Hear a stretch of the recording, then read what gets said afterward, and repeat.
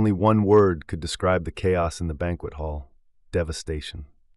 Nearly 100 guards lay sprawled across the snow-covered floor, blood staining the ice. Some groaned in pain, bones shattered, while others lay unconscious. Yet, despite the carnage, the hall was eerily silent, except for the sound of heavy breathing and low, menacing laughter. The destruction was total. The massive gate had been torn from its hinges, tables overturned, furniture reduced to splinters, jagged holes scarred the walls. Who could unleash such ruin upon a Tier 2 city? Who else but the immortal slave? Bound in chains, kneeling in the snow, his breath came in ragged gasps. A deep wound bled from his side, yet his expression remained unreadable. He didn't care about the pain. His focus was on the two figures standing before him. "Why?" His voice was hoarse, filled with something deeper than rage. "Why would you betray me?" Later, as he prepared for his mission, the immortal slave tested his body. With a single punch, he could bring down a small building, so long as it lacked source energy. Satisfied, he turned to his silent companion, Weakness, who sat on a pair of worn mats, eyes empty as ever. There was no need for words between them. The plan was set: slip past the guards, draw their attention, and create enough destruction to allow the others to escape. Every second counted. Every mistake could mean death. When the time came, Min arrived. A final check, one last review of their escape route. The immortal slave placed a hand on the shack's doorframe, feeling the weight of 12 years pressing down on him. His resolve hardened. "I'll see you both later," he said. Min's voice wavered. "I believe in you." Once the immortal slave saw more guards at the gate, he picked up speed from a slow walk to a light jog, still some distance away. The guards, focused on finding other deep snow warriors, barely paid attention to the lone figure.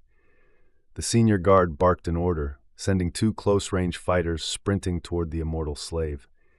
Their source spirit weapons flashed into existence, a spear and a knife, cutting through the cold air as they lunged. The spear aimed for his head, the knife for his heart. A scream rang out, then another. The senior guard turned just in time to see his men crumpled in the snow, limbs twisted at unnatural angles. Their enemy hadn't even broken stride.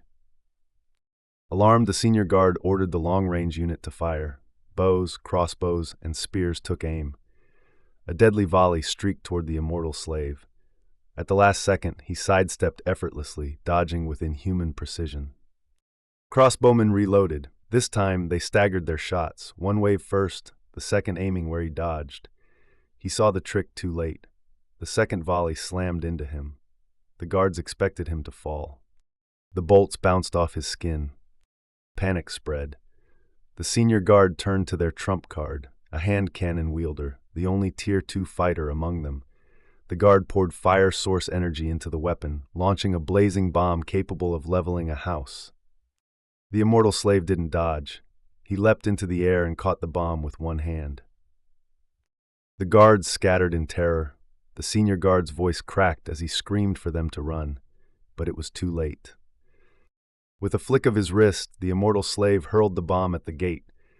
The explosion roared, fire and smoke swallowing the entrance. The reinforced gate crumpled inward, flames licking at the ruins. Guards lay scattered in the snow, bruised and broken. Stepping forward, the immortal slave raised his head and bellowed a single word in the Deep Snow Clan's language. More guards rushed toward the southern gate, weapons drawn, eyes filled with fear. Not enough. There weren't enough of them. The northern gate was still too well guarded for Min to take it alone. He had to draw even more forces away. That meant one thing. He had to crash the Overseer's son's birthday celebration. Stretching his body, he loosened his muscles. The guards hesitated, shaken by the monster in front of them. He crouched low, eyes burning with challenge. "Come." The battle began,